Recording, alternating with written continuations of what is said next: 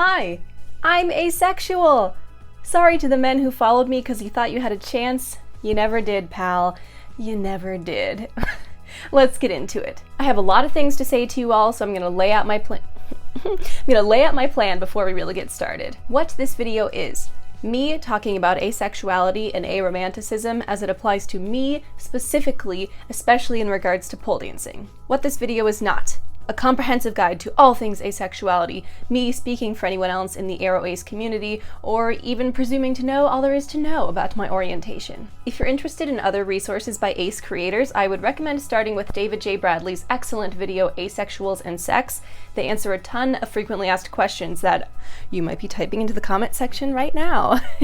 I also recommend Jaden Animation's video, Being Not Straight, which is an adorably animated exploration of her own identity as an aromantic and asexual person. And I must loudly shout out Yasmin Benoit, a lingerie model and activist who talks about the intersectionalities between her identities as an AroAce black woman. You can find her on Instagram and YouTube. And for fun books by an ace writer, I recommend picking up anything by Alice Oseman, like Loveless. She's the creator of Heartstopper, if that sounds familiar to you. Other resources will be linked in the description box below. Okay, back to talking about me. This video also isn't necessarily a coming out, more of a my sexuality is not a secret, especially to those of you who know me in real life. I've basically just been living in a glass closet, which was a term first coined in 1974 to be like, yeah, you all know that something's going on with me, I just haven't given you the exact terminology for it yet. But I want to do that now, because asexual representation is so sorely lacking, the orientation itself is so misunderstood, and for gosh sakes, I'm a pole dancer, and I want my other ace pole dancers to feel like they have a friend in all this. And I also feel like my entire internet presence has been like this meme. Nobody's gonna know. Nobody's gonna know. They're gonna know. How would they know?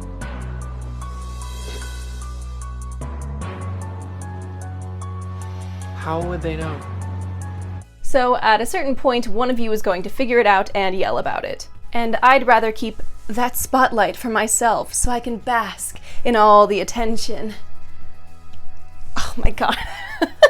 Because I'm a writer, the best way I can explain my relationship to asexuality is using a metaphor. Imagine, if you would, a smoothie. Smoothies! They're jam-packed full of nutrition and vitamins, and they're really good for you. Everybody loves smoothies and will enjoy them whenever they can get to them. They're also cute and you can show them off on social media. I've learned that consuming smoothies hurts my stomach. Doesn't matter if I'm getting it from a straw or from a bowl, if it's a brand new recipe or an old standard, with or without accessories on top, and it doesn't matter how many times you tell me that smoothies are so good and everyone else loves them, because I always end up with a painful stomachache and my body feels bad. So I've learned that for me, even though I've tried and tried and tried, I don't want to keep trying to consume smoothies. My life isn't any worse because I can't have smoothies. There are still tons of ways for me to get my nutrition. I'm not mad that smoothie shops are so popular. Maybe one day I'll find the perfect smoothie that doesn't upset my stomach, but I'm not seeking it out. And I won't feel upset if I never find it. I am genuinely and completely fine without the smoothie. The smoothie is sex and relationships. I hope that came across. Otherwise, I'm not very good at metaphors. In addition to being metaphorical, I literally can't eat a smoothie without getting a stomachache, so that's kind of where the inspiration came from.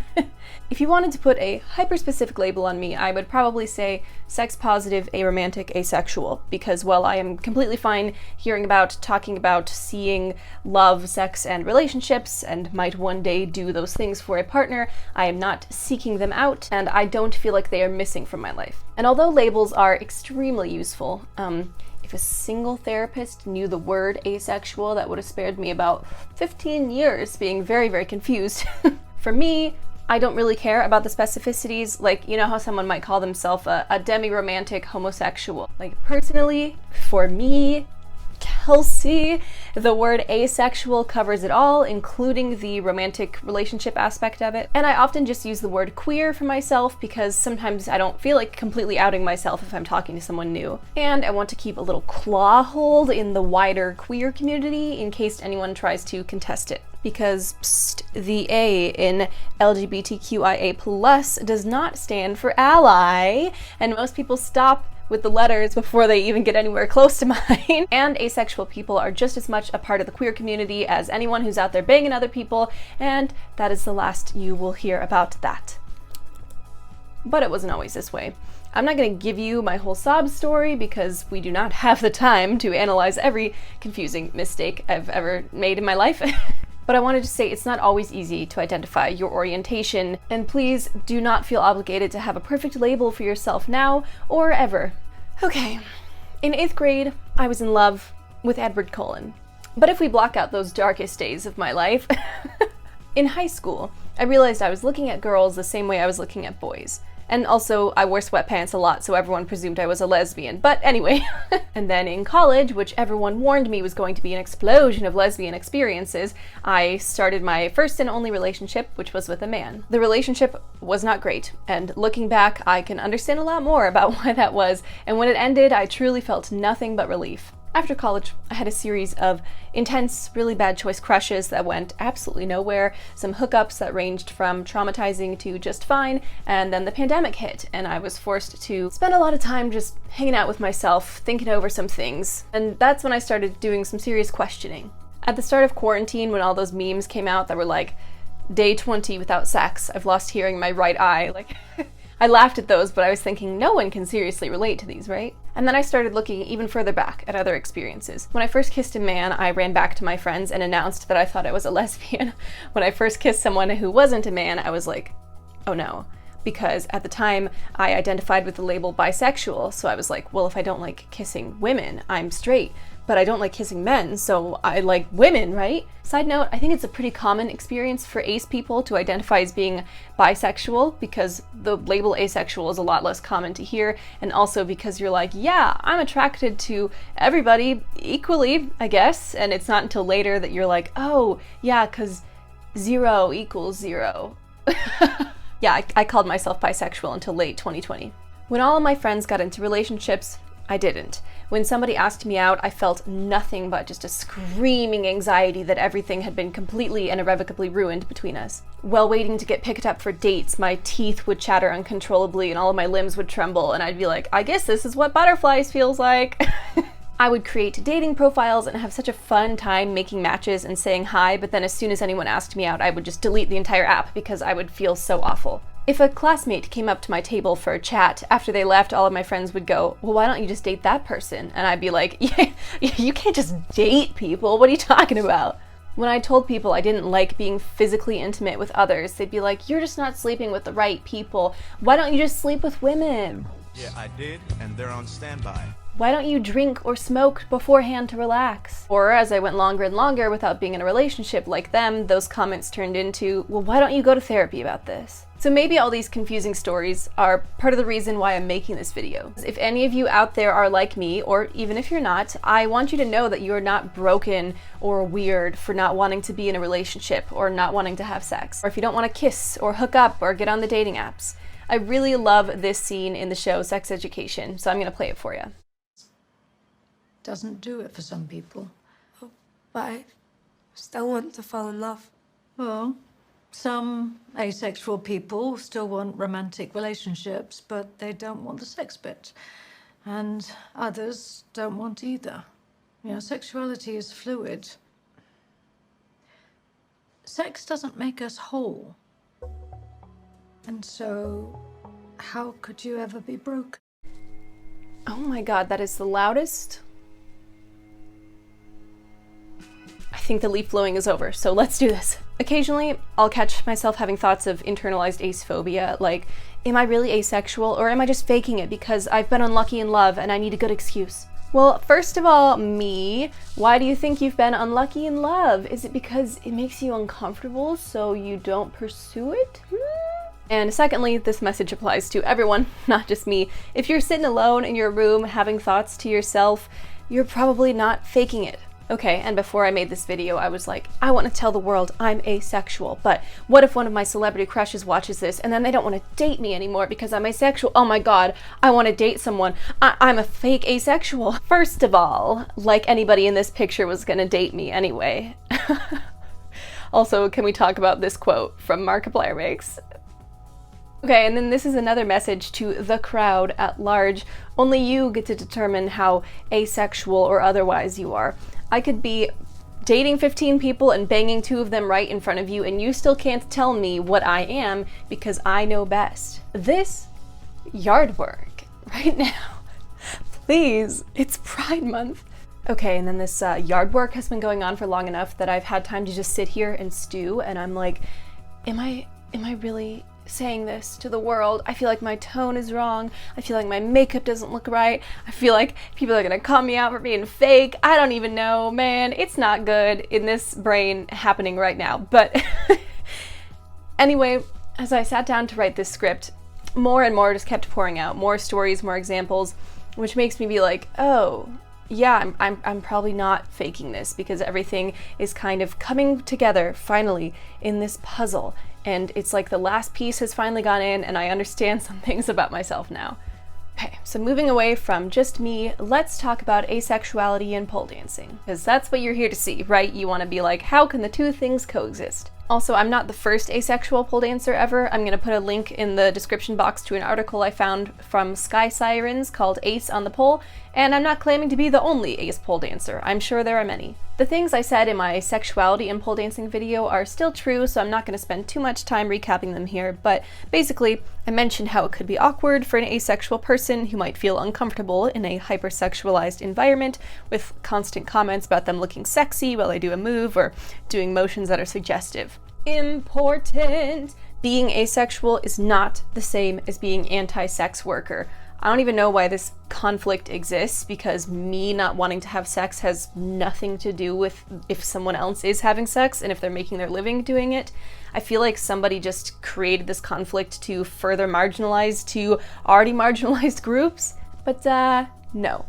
And if you are one of the many strippers, OnlyFans creators, or dominatrixes who follow me, please do not take this as an announcement that I have been judging you all along. I have never judged you, and I will never judge you. In fact, I live to go through your profile and cheer you on. You guys are awesome. This is all really important for me to get across because, like you've heard me say, so many times you can probably say it with me now. Strippers created the sport of pole dancing as we know it today in the West. There's no shame in being a stripper or a sex worker, and I will always hold space for those who use pole as part of their sex work. All of that is true, and me being asexual is true, and the two things can exist in tandem, and they're not in conflict with one another, and don't let anybody tell you that they are. Speaking of things existing at the same time, like I said earlier about how nobody gets to determine my asexuality but me, if I'm twerking on stage at a strip club wearing only a G-string, flaunting my curvaceous body, I'm still asexual. The fact that I'm doing something sexy does not equal suddenly interested in sex. It might piss some people off that I'm sliding down a pole in my heels and underwear, because there's this weird thing certain people have with asexual people where they're like, yeah, okay, I guess you can be that, but you need to be as unsexy as possible while you're doing it because otherwise I might be attracted to you and that's gonna be a big waste of my time. Or if you're caught doing something sexy, you must have been lying about your sexuality all along. It's like, but how can you be asexual if I'm sexualizing you? A really fascinating and kind of funny thing about being an asexual pole dancer is like someone might try to slut shame me for doing pole and I can be like, oh, well, I literally don't have sex, so what's slutty? Basically, I'm disarming their ammunition and now they're just mad at me because I look good but they can't touch. Yasmin Benoit writes a lot about this since she's a lingerie model and I really love these quotes from her. I was called a slut, a whore, a rooster tease, as well as a virgin loser simultaneously, on a strangely regular basis. I was a living, breathing sex toy and an anti-sex agenda all at the same time. If I had a penny every time someone described me as an attention-seeking narcissist, I'd have made more money than I ever earned at a photo shoot.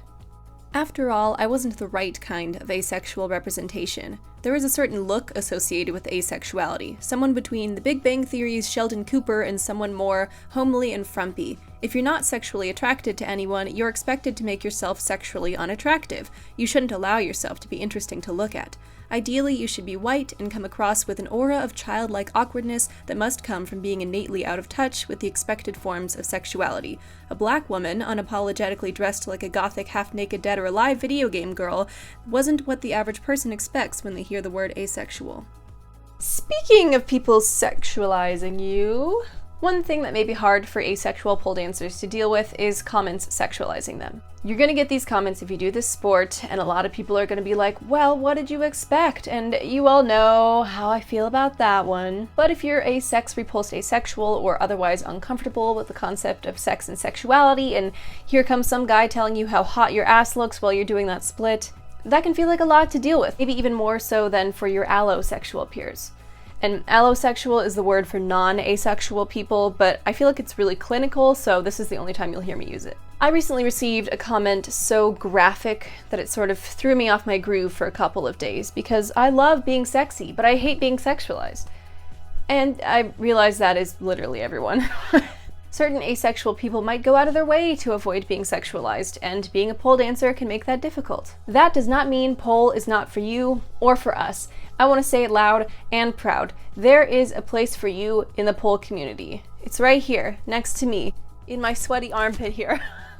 Pole is yours to claim, just as is your expression of your sexuality. Because asexuality is asexuality. You know what I mean. Not just a lack thereof.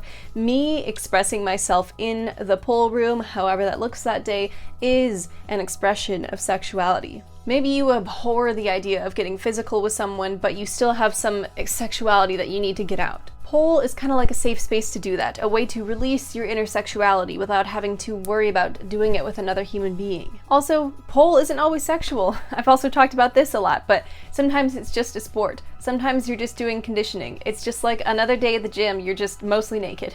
That's another element to consider when it comes to asexuality in pole dancing, the what you have to wear element. You know this by now. Unless you've got a special sticky or silicone pole, you gotta take your clothes off to stick to it. You may be the kind of asexual person who feels uncomfortable with the idea of other people seeing your exposed body. I want to tell you, it's not as horrible as it sounds. Once everyone else is standing around in their underwear, it sort of just becomes like, okay, that's what we're all doing right now. But it's totally okay if you need to take some time with it, or you end up modifying your pole practice so you can stay covered up. On the flip side, and this is sort of where I'm at, you're still a valid asexual person if you get naked as hell every time you pole dance. Clothing, or lack thereof, does not determine your orientation. You do. It's just kind of annoying when you're an asexual person because it feels like people are constantly trying to catch you up to disprove your orientation. Like, well, I saw you in a thong last week, so you must not be asexual. Another thing that I mentioned in my sexuality and pole dancing video that I just want to bring up here is this assumption of heterosexuality that colors the entirety of our society, but especially when it comes to pole. And this could be changing. But as it stands right now, there's still a lot of emphasis on pleasing men or a male audience or bringing your moves back home for a boyfriend or whatever. And even if it's made more gender neutral, like, ooh, go show your partner what you learned today, there still seems to be an emphasis on like you having a romantic or sexual other to show your pole skills off to. It's not personal. Basically everything we do here revolves around the idea that everyone wants to be in a romantic or sexual relationship, so pole is just no exception to that. But please remember, you are still valid, even if you're not performing your pole sexiness for anyone else. And you're valid if you are. If you are asexual and you learn a hot combo and you go home and you show it to your partner, you're still asexual. 99% of this video is just me telling you, my audience who's probably not even asexual, you're still asexual. And the reason that I'm doing that is because this sexuality is, like I said, still so misunderstood, still so underrepresented, still quite frankly confusing even when you are it. So if this little video and my very existence as an asexual pole dancer helps you understand things better, then I've done my job. I am an asexual pole dancer. I'm going to continue to spin around the pole sexually, and more often than not unsexually, wearing as much or as little as I want. I'm going to continue to hold space for the strippers who established this sport that I love. I'm going to keep researching the ace community to hear from voices that are unlike mine. And I'm gonna end the video here because I've probably been talking for the entirety of Pride Month now. I hope you enjoy July. Thank you so much for watching. Maybe rethink the phrasing on that comment you're typing right now. And I'll see you all later. Bye! Or should I say, hey!